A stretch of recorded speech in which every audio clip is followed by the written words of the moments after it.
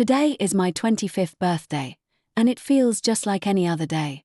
I bought myself a cake from the grocery store on my way home from work. Nothing fancy, just a small chocolate one with happy birthday written in pink frosting. I didn't expect much celebration, but somehow I'd hoped things might be different this year. When I walked through the front door, no one even looked up. Mom was in the kitchen preparing dinner, while my stepfather, Greg, lounged on the couch watching TV. His kids, Amber and Jason, were glued to their phones, as usual. "I'm home," I announced, placing the cake on the kitchen counter. Mom glanced over. "Oh, Robin, is that a cake?" Her eyes widened suddenly. "Wait, is today your birthday?" And there it was, the familiar sting of being forgotten. "Yeah," I said simply, 25 today. Greg wandered into the kitchen, followed by Amber and Jason.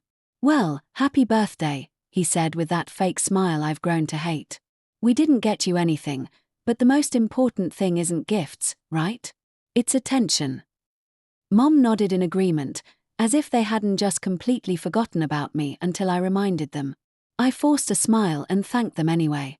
We sat around the table for an awkward birthday tea. I excused myself to change out of my work clothes and take a quick shower. When I returned, I discovered they devoured most of my cake, leaving me a pathetically small slice. Typical. As I sat there picking at my tiny piece of cake, memories flooded back. This disregard wasn't new. It had been my reality for 7 years now, ever since Mom married Greg when I was 18, 2 years after Dad died. Dad's death hit us both hard. He was diagnosed with cancer and gone within months. Mom fell apart, and I tried to be strong for both of us. I was just 16 then, struggling to process my grief while watching Mom sink into depression. When she met Greg at her workplace a year later, I was actually relieved. He made her smile again, and that was enough for me. The timeline works out perfectly in my head. I was 18 when they got married, which coincided with me leaving for college in another state. Back then, I didn't notice how differently they treated me. I was rarely home, only returning during holidays, and I spent most of that time catching up with high school friends rather than at the house. After graduation, I moved back home because Mom called me in tears. "Greg's having health problems," she explained. "He can't work full-time anymore, and my salary isn't enough for the bills and the kids." Amber was 14 then, and Jason 12. So I agreed to stay. I found a decent job as a marketing assistant at a local firm and moved back into my childhood bedroom. I gave Mom a significant portion of my paycheck each month for bills, groceries, and other expenses. I didn't mind at first. They were family, after all, and family helps each other out. That's what Dad would have wanted. But things changed when I hit 23. The complaints started small at first. "Robin, don't you think you could contribute a bit more to the household expenses?" Mom would ask. "Everything's getting so expensive these days." Greg would grimace whenever I took work calls in the evening. "Do you have to talk so loudly? Some of us are trying to relax after a hard day." Then Amber started eyeing my room. "My room is way too small," she whined one night at dinner. "Robin's room is twice the size. It's not fair." I sat silently through these complaints for months, trying to be understanding.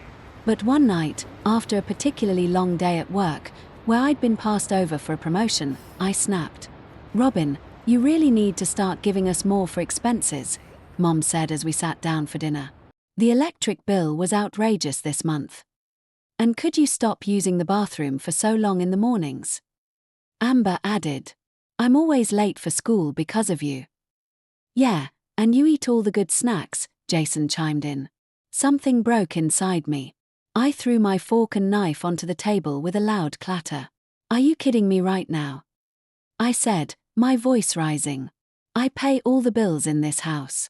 And in case you've all conveniently forgotten, this house legally belongs to me.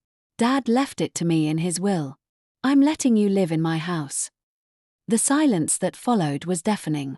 They all stared at me, shocked by my outburst. Mom's face flushed red, and Greg suddenly became very interested in his plate. They knew I was right. The house was mine. Dad had left it to me specifically before he died, along with a small inheritance that I'd used to pay the property taxes when I turned 18. The rest of dinner passed in uncomfortable silence. Mom kept shooting me disapproving glances, but I refused to back down or apologize. Later that night, there was a soft knock on my bedroom door. Mom entered without waiting for my response. "We need to talk about what happened at dinner," she said, her voice stern. "You shouldn't have spoken to us like that. Bringing up that you own the house was completely unnecessary and hurtful." Hurtful? What about how you all treat me, like I'm a walking ATM and nothing more? Mom's eyes welled with tears, her go-to tactic when confronted. "You're being selfish, Robin. We're family. We've given you a home." "I've given you a home," I corrected her. "This is my house." "See, there you go again. Your father would be so disappointed in you." With that parting shot, she left, closing the door firmly behind her. I lay back on my bed, tears streaming down my face. Was I being selfish? The doubt crept in, as it always did. Dad had raised me to value family above all else, but I don't think he'd intended for me to become a doormat. Still, I couldn't shake the guilt that followed me to sleep that night. That conversation happened 2 months ago. Things have been tense since then, with everyone walking on eggshells around each other. And now here I am, turning 25 with nothing to show for it except a tiny slice of store-bought cake and a family that barely remembers I exist. Christmas arrived faster than I expected. Despite the tension following my birthday fiasco, I still wanted to make the holiday special. I spent weeks carefully selecting gifts for everyone. A designer scarf for Mom, a premium whiskey set for Greg, the latest video game for Jason, and expensive perfume for Amber. I also gave Mom extra money for holiday expenses. "We're staying home this Christmas," Mom announced last week. "Just a quiet family celebration." Her emphasis on family felt pointed, as if reminding me of my supposed selfishness.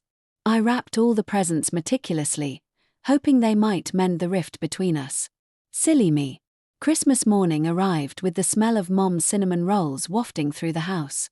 For a moment, it felt like old times, before Dad died, before Greg and his kids moved in, before I became the family ATM. I watched as they opened my gifts. Mom seemed genuinely pleased with her scarf, while Greg raised his eyebrows appreciatively at the whiskey. Jason immediately tore into the game packaging, and even Amber managed a reluctant thanks for the perfume. Then, Mom handed me a small, poorly wrapped package. "This is from all of us," she said. Inside was a plain grey sweater with a clearance tag still attached. I recognized it from the sale rack at Target, $12.99 marked down from $24.99. I forced a smile. "Thank you." We gathered around the dining table for Christmas dinner. Mom had outdone herself with a feast: turkey, mashed potatoes, stuffing, 3 different vegetable sides. The formal china was out, something reserved for special occasions. As we finished the main course, Mom cleared her throat. "I have an announcement to make." She reached for Greg's hand, smiling at him proudly. Greg has fully recovered and returned to work full-time. Not only that, but he's received a promotion. He'll be the new regional manager with a significant salary increase. Everyone clapped and cheered. I felt a wave of relief wash over me. Finally, I could cut back on supporting them financially. Maybe I could start saving for that trip to Europe I'd been dreaming about. And, Mom continued, turning to me with an expression I couldn't quite read, "We've decided it's time for some changes around here. Since we no longer need your financial assistance, we think it's best if you move out." I nearly choked. "What?" "Amber will be taking your room," Mom continued, as if she hadn't just dropped a bomb. "She's growing up and needs more space." Amber clapped her hands excitedly. "I've already picked out new paint colors. Thinking of a lavender theme." I stared at them, dumbfounded. "Let me get this straight.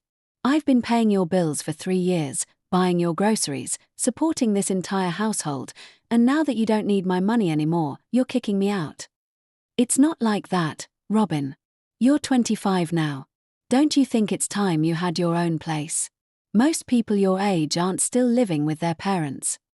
Most people my age aren't financially supporting their parents and step-siblings," I shot back. Amber laughed. If you want, you can still pay our bills and buy groceries. We won't say no to free money. Everyone at the table laughed, except me. I felt my face burning with humiliation and anger. Without another word, I got up and walked to my room, slamming the door behind me. I lay on my bed, listening to them continue their Christmas celebration downstairs. Their laughter drifted up through the floor, each burst like a knife twisting in my chest. As I lay there, memories of the past 3 years replayed in my mind like a movie reel of disappointments. The time I missed a friend's destination wedding because I couldn't afford both the trip and that month's bills, the promotion I turned down because it would have required relocation, the car I still drove, Dad's old Honda with 200,000 miles on it, because I couldn't justify buying a new one when Mom was always asking for just a little extra this month. And my birthdays, God, my birthdays. The past 7 years of forgotten or minimally acknowledged birthdays came rushing back. The time Mom got me dish towels, the year Greg's gift was a $5 coffee shop gift card, the birthday when Amber and Jason didn't even acknowledge me, too busy with their own lives to notice. Meanwhile, I remembered how I'd gone all out for their celebrations. For Mom's 50th, I organized a surprise party and got her the watch she'd been eyeing for months.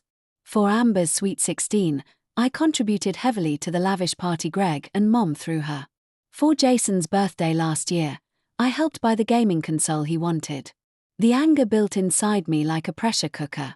They'd used me, all of them. And now that Greg had this promotion, they were discarding me like yesterday's trash. Well, they seemed to have forgotten one crucial detail. This was my house. Dad left it to me when he died. He knew how much I loved this place, with its creaky third stair and the window seat in my bedroom where I used to read for hours. He made sure I would always have a home. And now they wanted to take that from me, too. My sadness was rapidly giving way to a cold, calculated anger. If they thought they could push me around, they had another thing coming. I wasn't that naive 18-year-old anymore, desperate for her mother's approval and willing to do anything to keep peace in the family. I wiped my tears and sat up. Enough was enough. I'd been a doormat for too long. It was time to stand up for myself, really stand up, not just momentary outbursts followed by guilt and acquiescence. I grabbed my laptop and started researching property laws, eviction processes, tenant rights, even though we had no formal rental agreement. I was the legal owner of this house, and it was time I started acting like it. As midnight approached and the sounds of celebration finally died down, I made my decision. They wanted me out. Fine, but they wouldn't be staying either. This house was mine, and I was done sharing it with people who didn't appreciate me. I woke up early the next morning with a clear plan. The house was silent. Everyone was still asleep after their Christmas celebration. I threw on some clothes and crept down to the garage, where Dad used to keep his tools. There, I found a sturdy wooden stake. Back in my room, I grabbed a piece of thick cardboard from my closet, the kind that comes with new dress shirts. Using a red marker, I carefully wrote "for sale" in big, bold letters. Next, I packed a bag with essential clothes and toiletries. I'd already found a hotel nearby with vacancy, nothing fancy, but clean and affordable for a few days while I figured out my next steps. Downstairs, I slipped out the front door and drove the stake into our front lawn, attaching my makeshift "for sale" sign. The ground was partially frozen, making it difficult, but my determination gave me strength. Once it was secure, I stepped back to look at it. Something about seeing those words made my decision feel real. I got in my car and drove away without looking back. The hotel was quiet, most guests having left after Christmas. I checked in, carried my bag to the room, and finally allowed myself to breathe. Turning on the TV for background noise, I sat on the bed and thought about what I had just done. 3 hours later, my phone exploded. First came the calls, Mom, Greg, even Amber. Then the text messages started pouring in. Robin, what is the sign doing in our yard? Mom's first text read. Call us back immediately, demanded Greg. I ignored them all until the count reached 20 missed calls. Then I composed a single, clear message. The house is mine. I'm tired of how you all treat me. I've decided to sell it and buy myself an apartment near work. You should start looking for a new place to live. I don't want to see any of you right now. Mom's response was immediate. You can't do this to us. This is our home, too. Where are we supposed to go then? You're being cruel and greedy after everything we've done for you. I laughed out loud at that and turned off my phone. I needed space to think without their guilt trips and manipulation. The week between Christmas and New Year's passed in a strange limbo. I extended my hotel stay, ignoring the growing number of missed calls and messages. On January 2nd, I found a short-term rental apartment and moved my few belongings there. My next step was contacting a lawyer. I found Thomas Harrington, who specialized in property law, and scheduled a consultation. So, he said after I explained my situation, you inherited the house from your father when you were 18, correct? Yes, along with a small amount of money that I used to pay the property taxes. He nodded, making notes. And since you moved back at age 22, you've been paying the utilities and contributing significantly to household expenses. Yes, about 70% of all household costs. And there was never any formal rental agreement between you and your mother? No, nothing written down. Thomas leaned back in his chair. Miss Coleman, legally speaking, your position is very strong. You own the property outright. You've been paying the taxes and utilities. Without a lease agreement, your mother and her family are essentially guests in your home. So, I can ask them to leave. Absolutely. We can prepare an eviction notice giving them reasonable time to vacate. 2 weeks is standard in cases like this. If they refuse to comply, we can involve the authorities. Relief washed over me. Let's do it. We drafted the eviction notice that day. It was formal and direct, giving Mom and Greg exactly 14 days to vacate the premises. Thomas suggested sending it by certified mail, ensuring they couldn't claim they never received it. 3 days later, Mom called. I almost didn't answer, but something told me I should. We need to talk, she said, her voice strained, face to face. I agreed to meet at a cafe downtown, neutral territory. When I arrived, Mom and Greg were already seated at a corner table. Mom's eyes were red-rimmed. Greg looked uncomfortable. You can't be serious about this eviction, Mom said as soon as I sat down. I'm completely serious. But we have nowhere to go, she continued, tears forming. 2 weeks isn't enough time to find a place and move. You should have thought about that before telling me to move out of my own house on Christmas Day, I replied calmly. Greg leaned forward. Look, Robin, we were upset. Things got said that shouldn't have been. You can come back home. We won't even ask for money toward the bills anymore. I shook my head. It's too late for that. You made your feelings clear. Mom started crying openly now. You're being so cruel. After everything I've done for you, raising you, caring for you, I'll take you to court. I'll sue for all bills I paid while you were in college. I'd anticipated this. I already discussed that with my lawyer. If you sue me for all bills, I'll countersue for 7 years of rental payments for you living in my house. The average rent in our area is $1,800 per month. That's over $150,000. You owe me. The color drained from her face. She grabbed her purse and stormed out without another word, Greg following close behind. As I paid the bill and walked to my car, I realized this wasn't about winning or losing anymore. It was about standing up for myself and recognizing my own worth. For too long, I'd allowed them to take advantage of me, to make me feel like I was the selfish one for having boundaries. The next 2 weeks passed quickly. I threw myself into work during the day and spent evenings researching home renovations and local real estate values. If I was going to sell the house eventually, I wanted to get top dollar for it. The day of the eviction arrived. Thomas, my lawyer, suggested he accompany me to the house, just in case things got complicated. I agreed, grateful for the support. We pulled up to the curb at exactly 10 a.m. A moving truck was parked in the driveway, half filled with furniture and boxes. Mom, Greg, Amber, and Jason were all outside, working to load their belongings. When they spotted my car, they froze. Mom's face hardened into a mask of anger. Greg put his arm around her shoulders. Amber and Jason glared at me with undisguised hatred. Good morning, Thomas said as we approached. We're here to ensure the eviction proceeds as legally required. We're going, Greg said tersely. No need for the legal muscle. We've rented a place across town, month to month, until we figure something out. I nodded. I'll wait in my car.